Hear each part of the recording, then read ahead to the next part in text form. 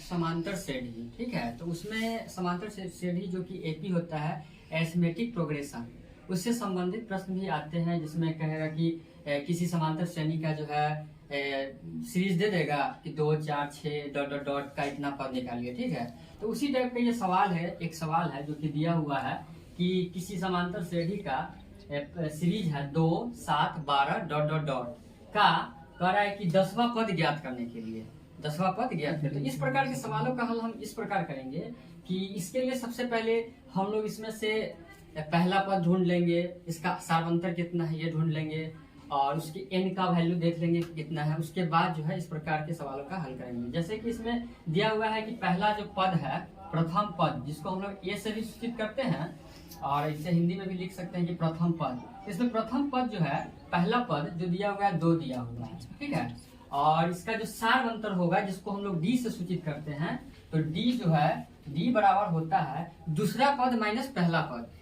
D बराबर जो होता है दूसरा पद माइनस पहला पद। तो दूसरा पद दिया हुआ है यहाँ पे 7 दिया हुआ है, यानी कि 7 दिया हुआ है, और पहला पद जो है हमारा 2 है।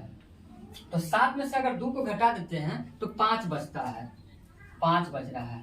तो ये हमारा डी आ गया, जिसको हम लोग सार्वंतर कहते हैं। सार्वंतर इधर लिख लेंगे ब्रैकेट में, सार्वंतर लिख लिए।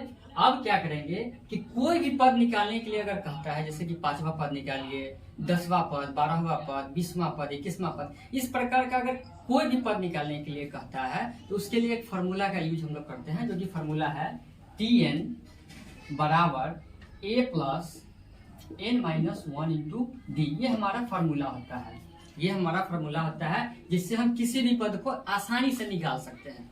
तो क्या करेंगे कि इस फार्मूला पे जो है इस मान को हम लोग रखेंगे। और यहाँ पे एक और बात समझ लेते हैं कि यहाँ पे हमारा n का जो वैल्यू है 10 हो जाएगा। n का वैल्यू जो है 10 है।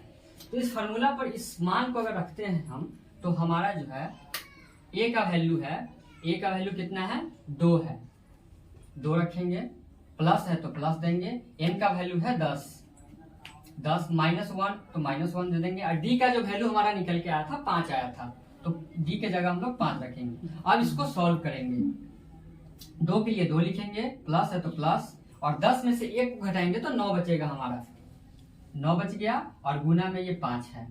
2 के लिए 2 लिखेंगे, प्लस के लिए प्लस लिखेंगे, और 9 गुने 5 हो जाएगा। 2 के लिए 2 लिखेंगे और 9 बचे 45, 9 में गुना करेंगे 5 से तो हमारा 45 निकल के आता है। और दोनों को ऐड करेंगे, 2 को और 45 को ऐड करेंगे तो हमारा आ जाएगा 47, जो कि हमारा 10वां पद ये है। तो 10वां पद नीचे लिख देंगे,